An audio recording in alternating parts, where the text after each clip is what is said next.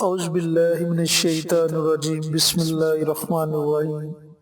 محترم سامعین، السلام علیکم ورحمۃ اللہ وبرکاتہ۔ ہم آپ کو اپنے چینل قاری محمد الیاس میں خوش آمدید کہتے ہیں اور آپ سے گزارش کرتے ہیں کہ قاری صاحب کی جلد صحت یابی کے لیے خصوصی دعا کریں۔ میرے معزز بھائیوں، میری بہنوں، میری ماؤں، آپ میں سے کچھ لوگوں کو پتا ہوگا اور کچھ لوگوں کو نہیں پتا ہوگا کہ چند دنوں سے قاری صاحب کی طبیعت ٹھیک نہیں۔ آج ہم آپ کے ساتھ دعا کے متعلق کچھ چند چیزیں شیئر کریں گے۔ دو قسم کے لوگوں کے بارے میں ہم اپنے سامعین کے ساتھ کچھ چیزیں شیئر کریں گے، تو آپ سے گزارش ہے کہ اس ویڈیوز کو پورا دیکھیں۔ ایک وہ لوگ جو دعائیں مانگ مانگ کر مایوس ہو جاتے ہیں، ان کے بارے میں قرآن پاک میں اللہ پاک کیا فرماتے ہیں، اور دوسرے وہ لوگ جو دعائیں مانگتے رہتے ہیں، ان کے بارے میں کیا ارشاد ہے اور دعائیں کس طرح قبول ہوتی ہیں۔ یہ چیزیں آج کی ویڈیو میں ہم آپ لوگوں کے ساتھ شیئر کریں گے۔ اس سے پہلے کہ ہم ویڈیو شروع کریں، آپ لوگوں سے ریکویسٹ ہے کہ میرے جن بھائیوں جن بہنوں نے ابھی تک ہمارے چینل کو سبسکرائب نہیں کیا، وہ جلدی سے ہمارے چینل کو سبسکرائب کریں اور ساتھ والے بیل آئیکن بٹن کو دبا دیں تاکہ ہماری ہر نئی آنے والی ویڈیوز کی اپڈیٹ آپ تک بآسانی پہنچ سکے۔ تو میرے بھائیوں، میری بہنوں، سب سے پہلے ہم ان لوگوں کے بارے میں بات کریں گے جو دعائیں مانگ مانگ کر مایوس ہو جاتے ہیں اور کہتے ہیں کہ ہم نے تو اب دعائیں مانگنی نہیں، ہم نے تو دعائیں مانگنا چھوڑ دی ہیں۔ ان کے بارے میں قرآن پاک میں اللہ تعالیٰ کیا ارشاد فرماتے ہیں؟ اللہ تعالیٰ فرماتا ہے، کچھ لوگ ایسے ہیں جو اللہ کی عبادت مشروط طور پر کرتے ہیں، اگر انہیں خیر پہنچے، یعنی کہ اگر ان کی وہ دعا قبول ہو جائے، اگر ان کی وہ عبادت قبول ہو جائے تو اس پر وہ مطمئن ہو جاتے ہیں، اور اگر کوئی آزمائش آ جائے تو منہ کے بل پلٹ جاتے ہیں۔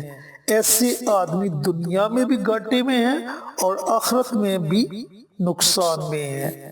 تو میرے بھائیوں، میری بہنوں، ہمارا قرآن یہ فرما رہا ہے، ہمارا قرآن ان لوگوں کے بارے میں یہ کہہ رہا ہے کہ جو کہتے ہیں کہ ہم تو مانگ مانگ کر تھک گئے، ملتا ہی کچھ نہیں، اس لیے مانگنا چھوڑ دیا۔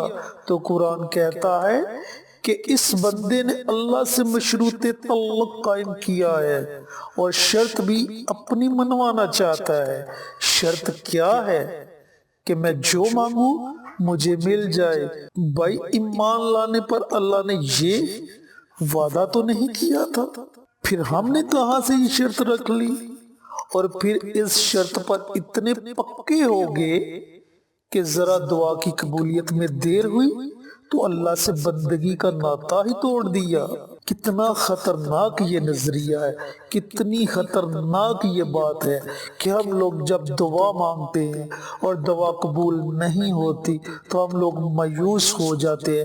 میرے بھائیوں، میری بہنوں، میری ماؤں، مایوسی ایک بہت بڑا گناہ ہے، بہت بڑا گناہ ہے۔ اللہ پاک آپ کو بھی اور مجھے بھی ایسی مایوسی سے ہمیشہ محفوظ رکھے اور ہمیشہ اللہ پاک سے مانگنے کی توفیق عطا فرمائے۔ تو میرے بھائیوں، میری بہنوں، قبولیت دعا چار طرح سے ہوتی ہے۔ اب میں آپ کو وہ چار طریقے بتاؤں جو ہمیں ہمارے آقا دو عالم صلی اللہ علیہ وآلہ وسلم نے بتایا۔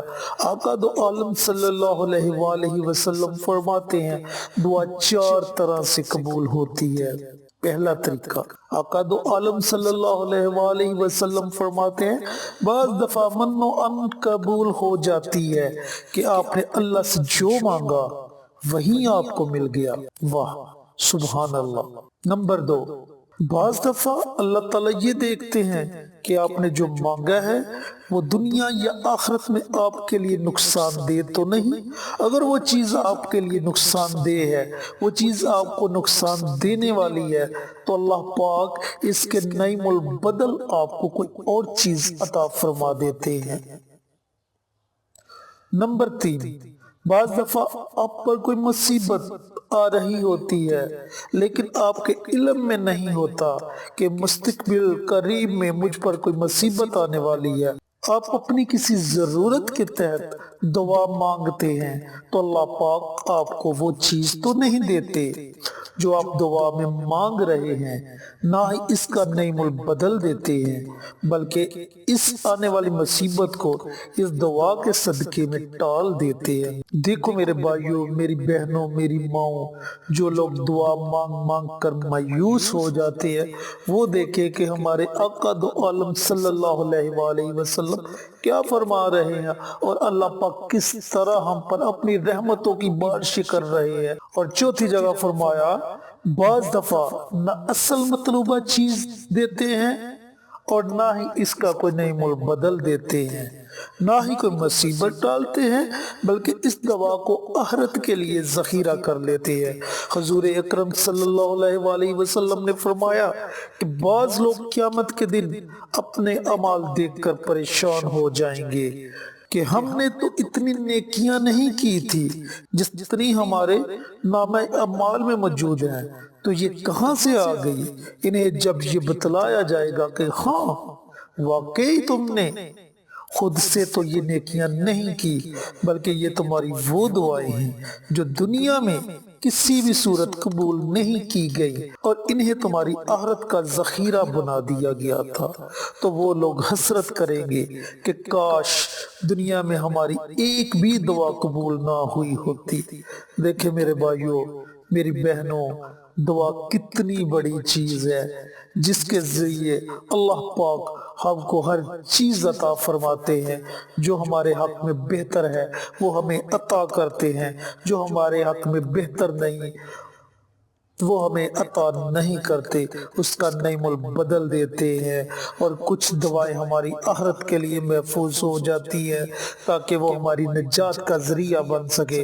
अल्लाह पाक से दुआ है कि अल्लाह ताला हम सबको नेक अमाल करने की तौफीक अता फरमाए, हम सबको अपनी औलाद के लिए, अपने मुल्क के लिए, अपने भाइयों के लिए, अपनी बहनों के लिए, अपने रिश्तेदारों के लिए दुआएं मांगने की तौफीक अता फरमाए। इंशाअल्लाह फिर किसी नए वजीफे के साथ आपकी खिदमत में हाजिर होंगे, तब तक के लिए इजाज़त दें। अस्सलामु अलैकुम वरहमतुल्लाहि वबरकातुहू।